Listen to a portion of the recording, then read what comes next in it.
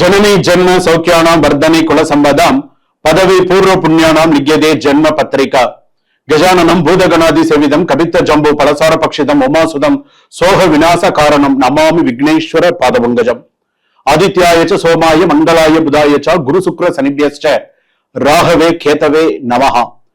உலகெங்கும் வாழக்கூடிய next gen நேயர்கள் அனைவருக்கும் வணக்கம். நான் உங்கள் மக்கள் ஜோதிடர் டாக்டர் ராஜ்குமார் சிவாச்சாரியார் பேசுகிறேன். எல்லாரும் எப்படி இருக்கீங்க? நலமா இருப்பீங்கன்னு நம்புறேன். இப்பொழுது நாம் பார்க்கக்கூடியது ஆகஸ்ட் மாத ராசி பலன்கள். ஒவ்வொரு மாதத்திற்குமே நமக்கு ராசி பலன்கள், ஒவ்வொரு மாசத்துக்குமே நமக்கு என்னென்ன நடக்கும், எப்படி நடக்கும் அப்படிங்கிறது நமக்கு சில விஷயங்கள் நமக்கே புரியாத புதிதாக இருக்கும். சில விஷயங்கள் அதுல பாத்தீங்கன்னா எல்லா ராசிக்குமே ஒரே மாதிரி இருக்காது. அதை மட்டும் ஞாபகம் வச்சுக்கோங்க.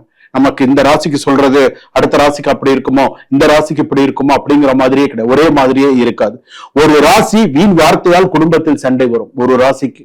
அதே போல இன்னொரு ராசிக்கு அப்படின்னு எடுத்துக்கும் போது தேவையில்லாம அலுவலகத்திலேயோ அல்லது தொழில் செய்யக்கூடிய இடத்துலயோ தேவையில்லாத பிரச்சனைகள் சில பேர் சந்திக்கக்கூடிய சூழ்நிலைகள் வரும்.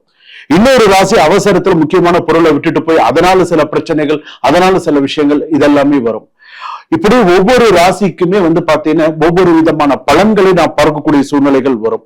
அதே போல யாரோ ஒருத்தர் செஞ்ச தப்ப நீங்க போய் தலையிட்டு அதுல போய் மாட்டிக்கொள்ளுறீங்களா? யாரோ ஒரு தப்பு, எங்கேயோ ஒரு தப்பு நடக்கிறது, அதை நீங்களா போய் மாட்டிட்டீங்கன்னு வச்சுக்கோங்களேன். அதுல இருந்து வெளியில தலையெடுக்கிறது ரொம்ப கஷ்டம். சோ இந்த மாதிரியான விஷயங்கள்லாம் இருக்கு. இந்த ஆகஸ்ட் மாசம் இன்னும் என்னென்னலாம் நடக்க போறது அப்படிங்கிறத நீங்க கடைசி வரைக்கும் வீடியோவை ஸ்கிப் பண்ணாம பாருங்க. அப்பதான் கடைசி வரைக்கும் ஒரு ராசிக்கு என்னென்ன சொல்லியிருக்காங்க, ஒரு ராசிக்கு என்னென்ன விஷயங்கள் வந்திருக்கு அப்படிங்கிறது உங்களுக்கு தெரியும்.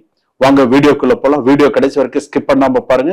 வாங்க மேஷ ராசியில இருந்து போவோம். விருச்சக ராசி நேயர்களே, விருச்சக ராசிக்கு எப்படி இருக்கு? அதாவது உங்களுடைய சந்தேகமே உங்களுக்கு பாத்தீங்கன்னா ஒரு மிகப்பெரிய பிரச்சனையை உருவாக்கலாம். நீங்க அதாவது விருச்சக ராசி பொறுத்தளவுக்கு அந்த சந்தேக குணம் அப்படிங்கிறது உண்டு. ரெண்டாவது, நான் நிறைய பதிவுல சொல்லியிருக்கேன், இந்த பதிவுலையும் சொல்றேன், விருச்சக ராசி பெண் சாபம் உள்ள ஜாதகம். ஆணாக அது ஆணுக்கு ரொம்ப பொருந்தும், பெண்ணுக்கு பொருந்துறதோ இல்லையோ ஆணுக்கு ரொம்ப பொருந்தும். அதனாலதான் சில கேட்ட நட்சத்திரம் விருச்சக ராசி, அனுஷ நட்சத்திரம் விருச்சக ராசி, விசாக நட்சத்திரம் விருச்சக ராசி இன்னைக்கும் பல தடுமாற்றங்களை 20 வருஷமா வாழ்க்கையில வாழ்ந்தவன்லாம் இன்னைக்கு தடுமாறுறான். இன்னைக்கு தடுமாறின்னு இருக்கான். 20 வருஷம் 25 வருஷம் வாழ்க்கையில வாழ்ந்தவன்லாம் இன்னைக்கு பொண்டாட்டி கோச்சின்னு போறேன்னு சொல்றா. இன்னைக்கு நான் இருக்க மாட்டேன், போக மாட்டேன், வரமாட்டேன்னு சொல்றா. அந்த அளவுக்கு குடும்பத்துல சில பிரச்சனைகள்லாம் இருக்கு. அந்த மாதிரி எல்லாம் இருக்கு. ஏன்னா தடுமாறுறான். சில நேரத்துல 5ல் சனி என்றால் அபவாதம் என்பார்கள், 5ல் சனி அபவாதம் என்பார்கள் நிச்சயம் அப்படின்னு சொல்லுவாங்க. தேவையில்லாத கெட்ட பேர் கண்டிப்பா வரும். நீ என்னதான் நீ ஒதுங்கி போனாலும் உனக்கு கெட்ட பேர் வரதான் வரும். நீ நல்லதே செஞ்சாலும் உனக்கு கெட்ட பேர் தான் வரும். அது அலுவலகமாக இருந்தாலும் சரி, குடும்பமாக இருந்தாலும் சரி. நீ ஒருத்தனுக்கு போய் நல்லது பண்ண, வேலை செய்யற இடத்துல அவன் என்ன தெரியுமா சொல்லுவான்? வேலை வாங்குற வரைக்கும் நல்லா வாங்கிப்பான். அடுத்த என்ன தெரியுமா பண்ணுவான்? இவன் 4 தடவை கேட்டதுக்கு அப்புறம் தானே அவன் சில விஷயம் எல்லாம் பண்ணி அப்படியே உன்னை பத்தி வேற மாதிரி பேசுவான். சோ சில விஷயத்துல நீ கவனமா தான் இருக்கணும். வேலை விஷயத்துல கவனமா இரு. யாராவது ஒரு வார்த்தை சொன்னால் அதை மனதில் ஆழமாக எடுத்து சொல்லும் உங்கள் குணம் இந்த ஒரு மனக்கசப்பை அதிகரிக்கலாம். யாராவது ஏதாவது சொன்னா மறந்துருங்க. அதாவது மறதி குணம் எப்படிங்கிறது எப்போதுமே இருக்கணும். அதை மறந்துருங்க. கணவன் மனைவியிடையே சந்தேகம் வளர்ந்தால் அமைதி பாதிக்கப்படாது. கேள்வி கேட்பதற்கு முன் உண்மையை உறுதி செய்யுங்கள். கேள்வி கேட்கறதையே செய். பதில் சொல்றது எவ்வளவு கஷ்டம் தெரியுமா? சொல்றாங்கல்ல. அதனால ஒரு விஷயத்த சந்தேகப்பட்டு நீ கேள்வி கேட்க போறியா, முதல்ல அது தப்பா ரைட்டாங்கிறத உறுதி பண்ணிக்கோ. அப்புறமா நீ எதுவா இருந்தாலும் கேள்வி.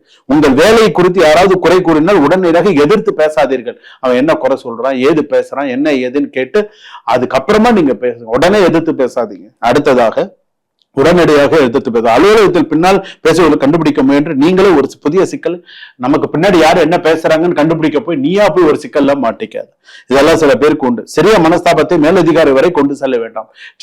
உங்க கொலீக்ஸுக்குள்ள சின்ன சின்ன சண்டைகள் இருந்தா கூட சில பேர் சின்ன சின்ன விஷயத்த கூட நாரதர் மாதிரி பெரிய மேலதிகாரி, சார் அவன் இந்த மாதிரிலாம் பண்ணிட்டு இருக்கா சார், ஆனா இதெல்லாம் உங்க விஷயத்துக்கே வரமாட்டேங்கிறது, நீங்க எதுவுமே கண்டு காணாத மாதிரி இருக்கீங்க அப்படிங்கிற மாதிரி போயிடுவான். சோ கொஞ்சம் கவனமா பேசுங்க.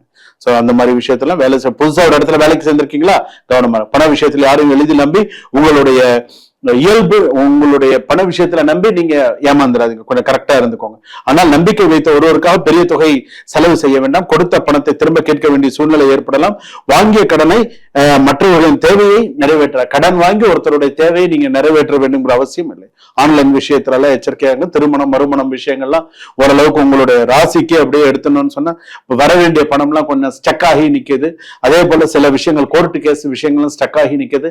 சில காரியங்கள் நடக்கவே மாட்டேங்குது. நினைச்சுட்டு இருக்கீங்க, என்னடா நமக்கு எந்த விதமான மூவ்மெண்ட் இல்லாம அப்படியே இருக்கு, அப்படியே ஸ்டக் ஆன மாதிரி இருக்கு சில விஷயங்கள்லாம் அப்படிங்கிற மாதிரி. சில பேருக்கு பயமே வருது, பயமே இருக்கு சில பேருக்கு வந்து விருச்சிக ராசி பொறுத்த அளவுக்கு கொஞ்சம் ஏஜ்டு பர்சனா இருந்தா நம்ம இதுக்கப்புறம் இருப்போமோ மாட்டோமோ நமக்கு தெரியலையே, அந்த அளவுக்கு இருக்கு. இனிமேல் நம்மளை யாராவது பார்த்துப்பாங்களா மாட்ட, யாருக்கும் கஷ்டம் இல்லாம போயிடணும் அப்படிங்கிற மாதிரியான எண்ணங்கள்லாம் சில பேருக்கு வரும். ஸோ அதெல்லாம் மனசுல இந்த மாதிரிலாம் கொண்டு வராதிங்க. டிஸ்கிரிப்ஷன்ல நம்பருக்கு உங்களுக்கு ஏதாவது ஒரு பிரச்சனை எனக்கு ஒரு ஃபோன் பண்ணி கேளுங்க. சுவாமி எனக்கு இந்த மாதிரி பிரச்சனை இருக்கு, எனக்கு இந்த பிரச்சனைக்கு எனக்கு தீர்வு சொல்லுங்க, நாங்க உங்களோட காணொலி பார்த்தோம், உங்களோட சேனல் பார்த்தேன், எனக்கு இந்த மாதிரி இருக்கு, எனக்கு ஒரு தீர்வு சொல்லுங்க அப்படின்னு சொன்னா நான் உங்களுக்கு ஒரு தீர்வு சொல்ல போறேன். ஸோ இப்ப என்ன தசாபுக்தி நடக்குது, இப்ப எப்படி இருக்கு, என்னென்ன பண்ணணும் அப்படிங்கறது நான் உங்களுக்கு சொல்ல போறேன். அப்படி நீங்க செய்தீர்களானால் உங்களுக்கு இன்னும் சிறப்பா இருப்பீங்க, அமோகமா இருப்பீங்க, எந்த பிரச்சனையும் இல்லாம இருப்பீங்க. ஸோ அதெல்லாம் நீங்க பார்த்துக்கணும். அடுத்ததாக எப்போதுமே ஒரு முருகப்பெருமான் வழிபாடு பண்ணுங்க. முருகனை இருக்க பிடிச்சுக்கோங்க. முருகப்பெருமான் வழிபாடு எந்த அளவுக்கு நீங்க செய்யறீங்களோ அந்த அளவுக்கு நல்லது. சண்முகநாதர், ஆறுமுக சுவாமி, ஆறுமுகம் உள்ள சுப்பிரமணிய சுவாமி, இதோடைய வழிபாடுகள்லாம் உங்களுக்கு 9 தீபம் ஏற்றி வழிபாடு பண்ணுங்க. 9 தீபம் ஏற்றுங்க. எப்போதுமே நல்லெண்ணெயா இருக்கட்டும், நெய்யா இருக்கும், வீட்டுல ஏற்றினாலும் சரி, ஆலயம் சென்று ஏற்றினாலும் சரி. ஆனால் இந்த ஆகஸ்ட் மாசத்துல ஏத்தி நல்லா ஆத்மார்த்தமா மனசார ஓம் சாம் சரவண பவாய நமஹா அப்படின்னு சொல்லி விளக்கேத்தி நல்லா வழிபாடு பண்ணுங்க. அடுத்தடுத்து நீங்க செய்யக்கூடிய சில நல்ல முயற்சிகள், நிறைய நல்ல விஷயங்கள்லாம் சக்சஸ் ஆக போறது. சோ அதெல்லாம் ஒன்றும் கவலையப்படாதீங்க. உங்களை சில விஷயங்கள் காப்பாற்றும். இதான் விருச்சிக ராசி பொறுத்த அளவுக்கு நீங்க ரகசியத்தை காப்பாற்றுங்கள், கோபத்தை கட்டுப்படுத்துங்கள், சந்தேகத்திற்கு முன் உண்மையை தேடுங்கள்.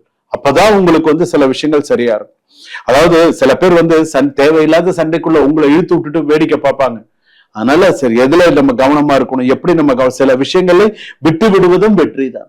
சில விஷயங்கள் சரி இதுக்கு நமக்கு சம்பந்தம் இல்லை, ஏன் நம்ம தேவையில்லாம விஷயத்துல போய் நம்ம தலையிடணும், வேண்டாம் அப்படின்னு ஒதுங்கி போறது நல்லது. நீங்க ஒதுங்கி போறதுனால நீங்க இது கிடையாது, உங்களுக்கு எப்போதும் வெற்றி தான். சரியா? சுபம். வாழ்க வளமுடன்.